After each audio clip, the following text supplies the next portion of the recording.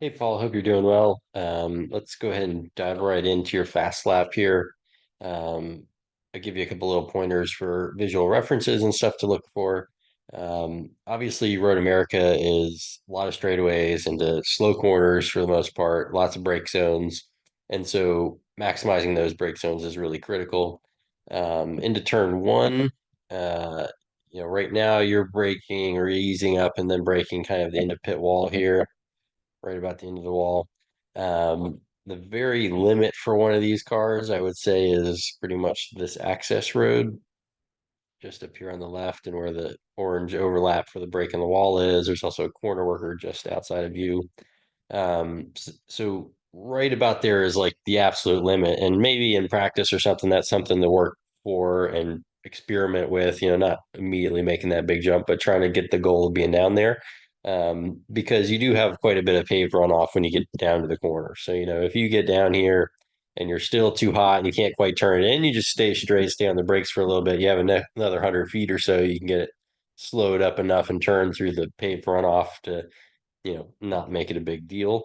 Obviously, there's gravel if it really needs it, but we shouldn't have to miss it by that much to experiment.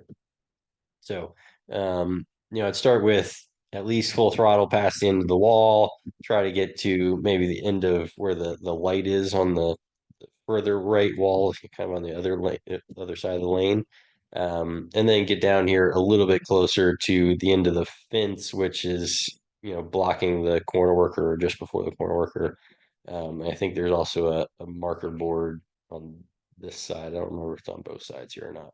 It's hard to tell in the video, but anyway, yeah, this access road being kind of the ultimate very limit.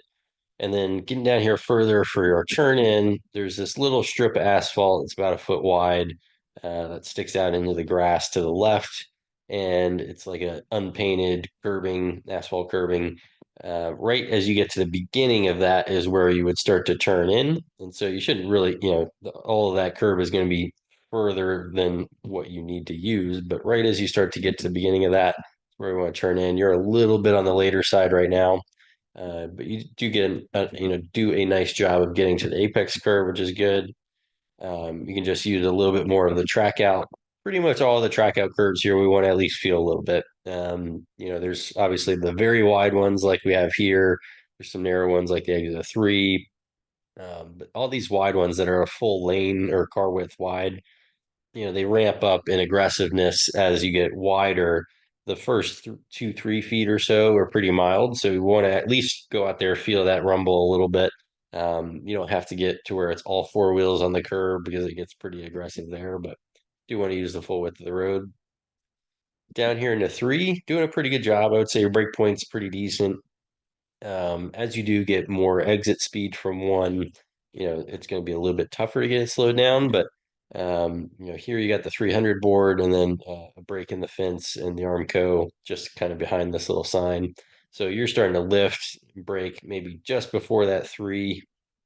Um, you might be able to get a little bit past the 3, closer to the end of the fence ultimately, but you're certainly in the window. And like I said, as you get more speed out of 1, it's going to change the dynamic coming down to this brake zone. So I don't think any major changes here.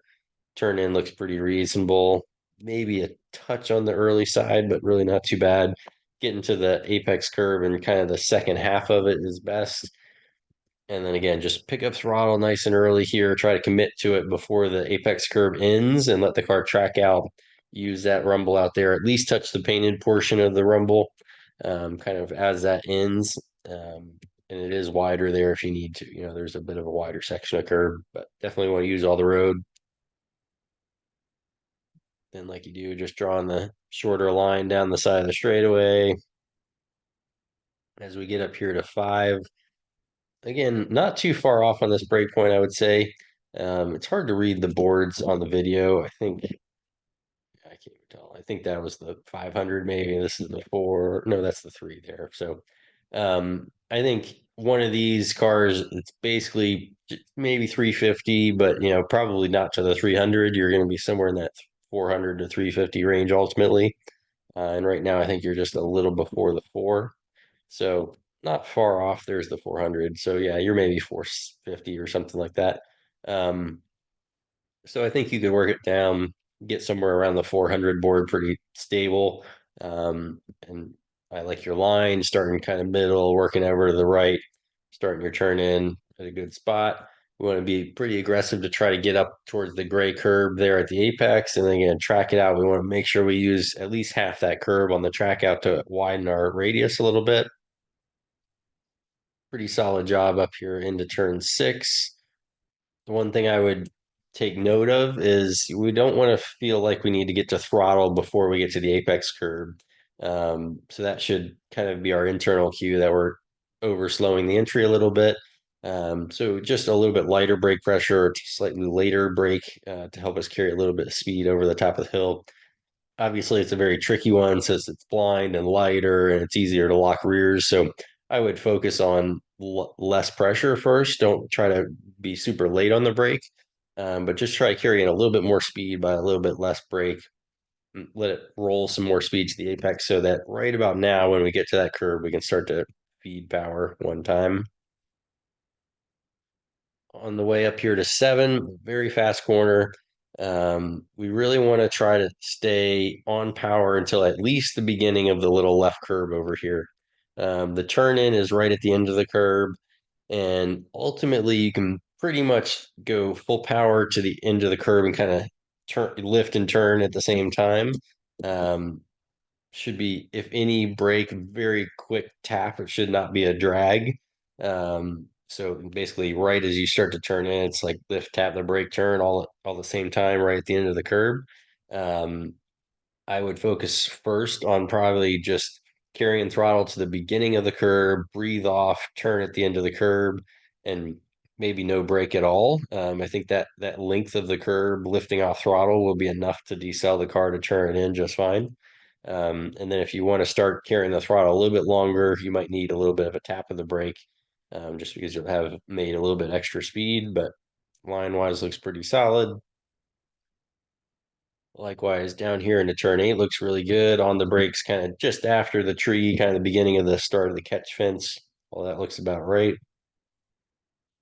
Line also looks pretty good. Getting the apex curb, tracking out okay. Here, the carousel, definitely tricky. Turning in pretty well, I would say. We want to carry the throttle a little bit longer.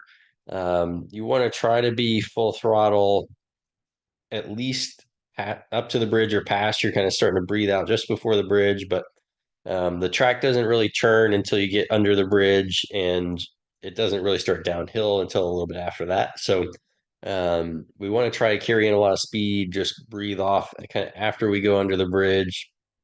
I typically run a little bit tighter to the grass here and kind of double apex. So somewhere around in here, the car, as the track starts downhill a little bit more, the car starts to drift out a little wider because I've carried in more speed. And so just the momentum of the car, that centrifugal force pushes the car out a little bit wider. Only get maybe 2, 3 feet, maybe 4 feet off the edge of the road on the right side. And then as you get to this break in the wall, which, pay attention on outlap when you're going nice and slow, you'll see that overlap here on the inside. That's basically right in the middle of the carousel. So that could be a visual cue that you're getting halfway around now. That's when it's my cue to start making my way back to the right side. So I've been, you know, early up next to the grass on the right side, that momentum carrying me out towards the middle of the road as I get halfway around the carousel.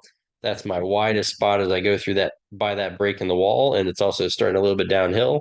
Now I'm starting to make my way from, 4 feet off the edge of the road back all the way to the right side by the time I get to this curb down here.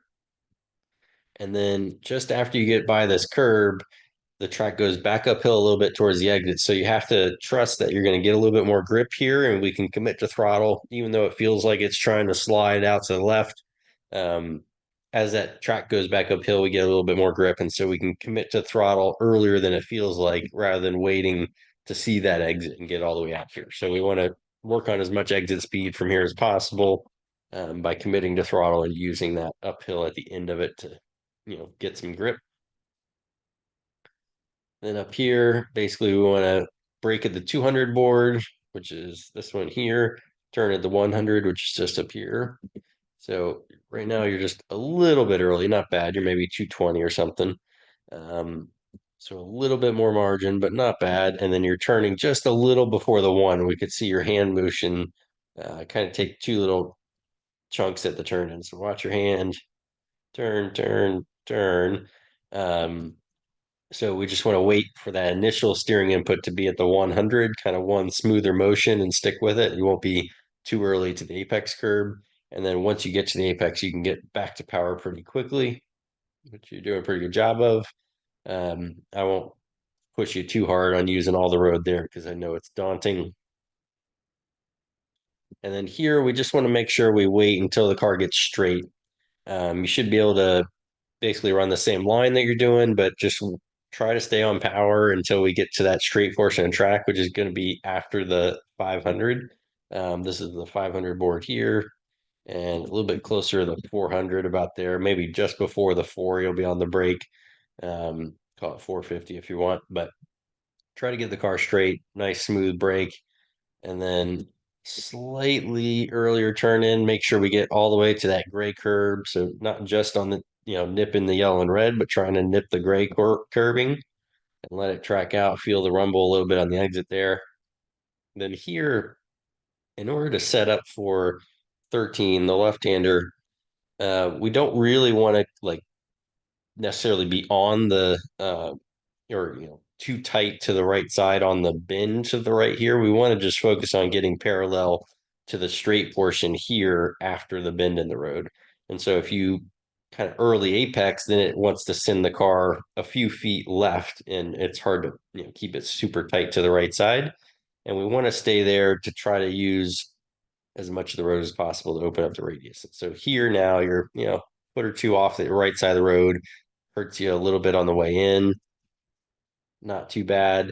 And then we just have to build the muscle memory here to trust to let the car track out. So you're holding this apex, kind of wrapping around that apex a little bit too long, too tight, and leaving too much space out to the right side of the road for your track out here. So, whether it's looking for the rubber and the lines and the streaks, the skid marks that everybody's carrying out to that edge, or, whatever the visual cue is that you can see from the apex to give you a clue to start opening the wheel sooner. You just want to commit to that throttle and let it track out a bit sooner. Here in the 14, I tried to set up a little bit more left. Let's see if I can back it up here.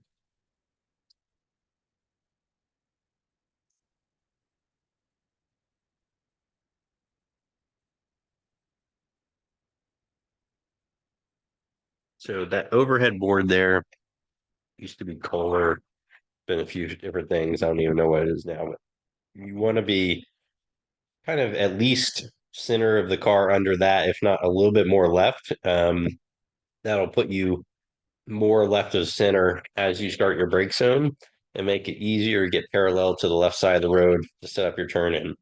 Right now, you're just a tiny bit right, out from under the overhead board there.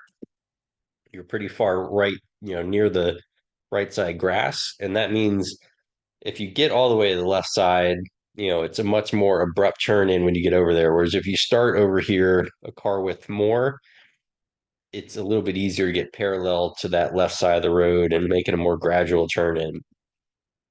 And then as you get up here, you can see there's that little gray curb again, in one of those unpainted asphalt curbs. Your turn in is going to be right at the end of it. Just barely see it there on the edge of the windscreen. So you're doing a pretty good job of it. I think you can just make it a little bit, more gradual in approach so you're not driving straight at it, making a super tight turn in. You want to have the car over there a little bit easier, make it a bit more gradual. And I have to go back and look. I think second gear here works fine. It sounds like you're going to first, which may overslow the car too much. And then again, just focus on tracking out. You want to have left side tires actually get onto that wider portion of the curb left of the painted curb, and then bring it back on before you run out of space. But overall, pretty solid. Hopefully that'll be helpful for you next time out. Let me know, and let me know if you have any questions. Thanks. Good luck.